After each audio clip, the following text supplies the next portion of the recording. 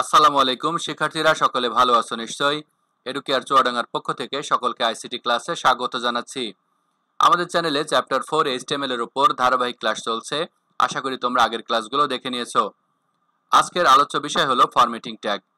Web পেজের টেক্সটকে দৃষ্টিনন্দন করে উপস্থাপন করতে বিভিন্ন রকম ফরম্যাটিং ট্যাগ ইউজ করা হয়। আজকে আমরা যে দুটো ফরম্যাটিং ট্যাগ নিয়ে আলোচনা করব তারা হলো আন্ডারলাইন ট্যাগ এবং ইনসার্টেড টেক্সট ট্যাগ। এদের কিছু মিল আছে আবার কিছু অমিলও আছে। এদের মিল হলো এরা দুজনেই লেখাকে আন্ডারলাইন দেখায় এরকম, আর অমিলটা হলো ইনসার্টেড টেক্সটের ক্ষেত্রে কোনো টেক্সটকে কেটে দিয়ে তার পরিবর্তে নতুন কোনো টেক্সটকে লিখে আন্ডারলাইন দেখাতে ইনসার্টেড টেক্সট ট্যাগ ইউজ করা হয়। চলো আমি এই বিষয়টি প্র্যাকটিক্যালি বুঝিয়ে বলছি। আমি টেক্সট এডিটর ও ব্রাউজার ওপেন করে নিচ্ছি।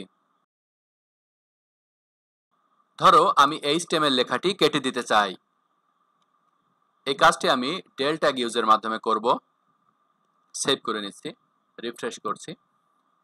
তোমরা দেখতে পাচ্ছ এইচটিএমএল লেখাটি কাটা দেখাচ্ছে। এখন আমি চাচ্ছি এইচটিএমএল লেখাটি এখানে কাটা অবস্থায় থাকবে এবং তার পাশে আমি নতুন একটি টেক্সট ইনসার্ট করতে চাই, মানে লিখতে চাই।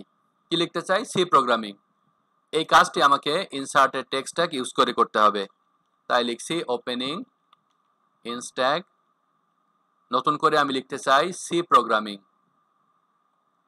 কাজটি আমি নিচে দেখাই,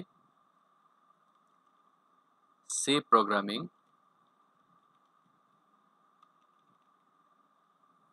ইনস্ট্যাগ ক্লোজ।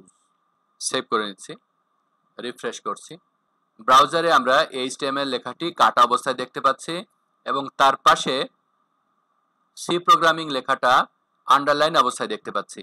তার মানে আমরা যদি কোনো লেখাকে একবার কাটি এবং কেটে তার পরিবর্তে নতুন কোনো লেখাকে আন্ডারলাইন অবস্থায় দেখতে চাই, সেক্ষেত্রে আমরা ইনসার্টেড টেক্সট ট্যাগ বা ইনস্ট্যাগ ইউজ করি। আশা করি বুঝতে পেরেছো। এতক্ষণ ধৈর্য ধরে ক্লাসটি দেখার জন্য সকলকে ধন্যবাদ। আসসালামু আলাইকুম।